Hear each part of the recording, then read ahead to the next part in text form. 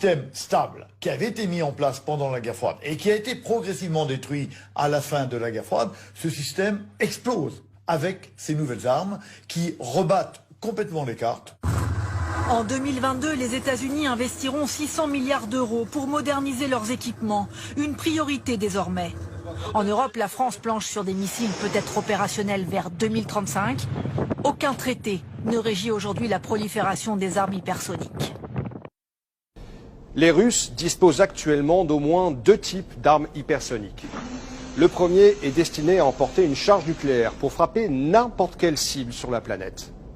Avant-Garde, c'est son nom, ressemble à un missile balistique classique, long de 27 mètres. Mais dans sa coiffe se trouve un planeur, une sorte de drone de 5 mètres de long. Lancé par le missile, ce planeur en matériaux composites pourrait voler jusqu'à 27 000 km/h dans les hautes couches de l'atmosphère, protégé de l'air chauffé à 2000 degrés par son bouclier thermique. Là où un missile balistique classique monte dans l'espace et suit une trajectoire en cloche, prévisible par la défense ennemie, Avant-Garde, lui, reste à plus basse altitude. Il peut virer, changer de cap. Son point d'impact est imprévisible. En alliant la vitesse phénoménale du missile et la capacité de manœuvre du drone, Avant-Garde rend les systèmes d'interception inopérants. Avant-Garde peut emporter une charge nucléaire équivalente à 130 fois celle de la bombe d'Hiroshima. Les Russes ont également développé des missiles hypersoniques à plus courte portée, comme le Zircon. Lui, fait 11 mètres de long. Lancé par un sous-marin ou un navire, il est conçu pour couler des porte-avions ou détruire des cibles situées à moins de 1000 km. Sa vitesse atteindrait Mach 9, soit 11 000 km/h, assez pour former une enveloppe d'air surchauffé qui le rendrait presque invisible au radar, ne laissant que quelques secondes aux cibles pour réagir. Même si les Russes gardent secrètes les capacités exactes de ces armes, ils envoient au monde un signal très clair, une nouvelle course à l'armement a commencé.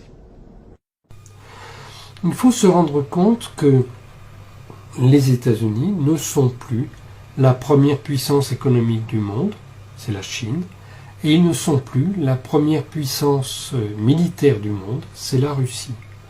Au cours de la guerre de Syrie, que les forces de l'OTAN ont perdu, au cours de la guerre de Syrie, la Russie a expérimenté toutes sortes d'armes nouvelles qui sont sans commune mesure avec les armes de l'OTAN.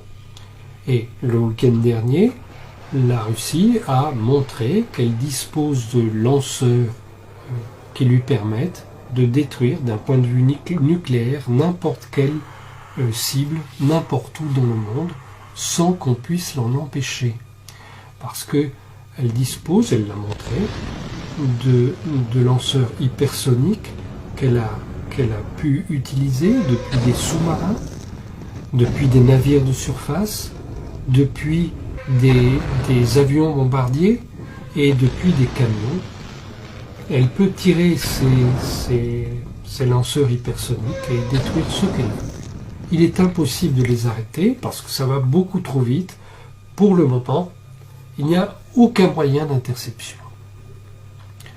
Donc en quelques minutes, elle peut détruire ce qu'elle veut n'importe où dans le monde.